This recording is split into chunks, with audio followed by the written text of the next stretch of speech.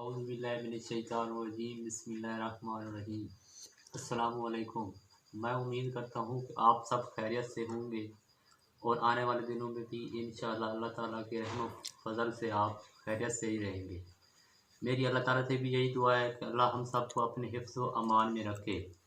दोस्तों, जैसा कि आप सब जानते हैं कि एक कोरोना नामी नया वायरस आया हुआ है जिसने पूरी दुनिया को हिला के रख दिया है और कम अरसे में पूरी दुनिया में फैल गया, जिसमें पाकिस्तान भी शामिल है। तो इसको रोकने के लिए हम सबको मिलकर काम करना है। इससे डरना नहीं बल्कि इसका मुकाबला करना है। तो इस कोरोना वायरस के बारे में मैं आपको बताता हूँ कि ये इब्तदाई तौर पर 1960 में दरियाफ्त हुआ था और इसकी बहुत सी अक़साम हैं। जो अब दरियाफ्त हुआ है वो चाइना के 1 करोड़ से ज़ायद आबादी वाले शहर वुहान से दरियाफ्त हुआ है। वुहान की सी फूड मार्केट से दरियाफ्त हुआ है। तो इब्तदाई तौर पर ये जानवरों से इंसानों में मुंतकिल होता रहा है और अब जो ये सिलसिला है ये इंसानों से इंसानों में शुरू हो रहा है।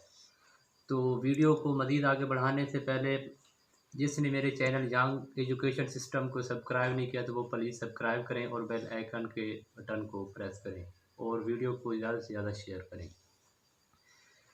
तो इस वायरस की जो है अलामात हैं वो ये हैं कि मरीज़ को ज़्यादा से ज़्यादा जो है सर दर्द, नाक का बहना, सांस की दुश्वारी और थकान महसूस होती है।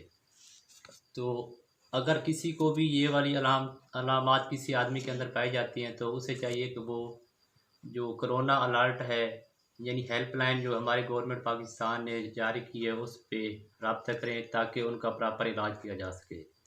हिफाजती तदबीर क्या है?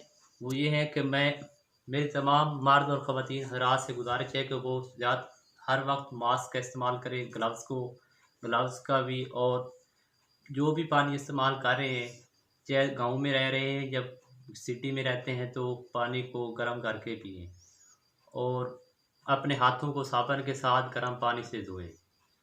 और दूसरी बात यह है कि किसी के साथ मिलना है, कोई दोस्त आया है तो उसके साथ हाथ नहीं मिलाना बल्कि आज़ाना तौर पे अस्सलामु अलैकुम कहना है।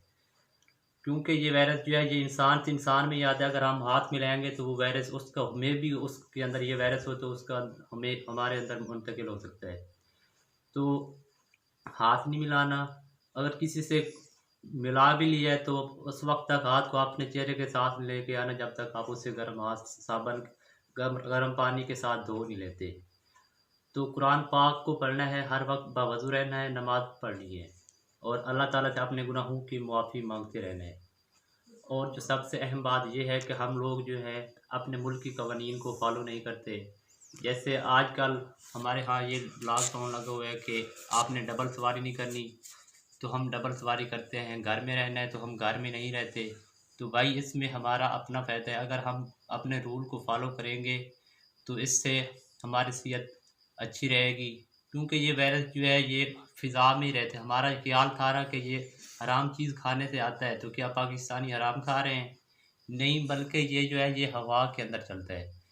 तो लिहाजा अपने ही घरों में रहें, इससे आप सबका फ़ायदा होगा।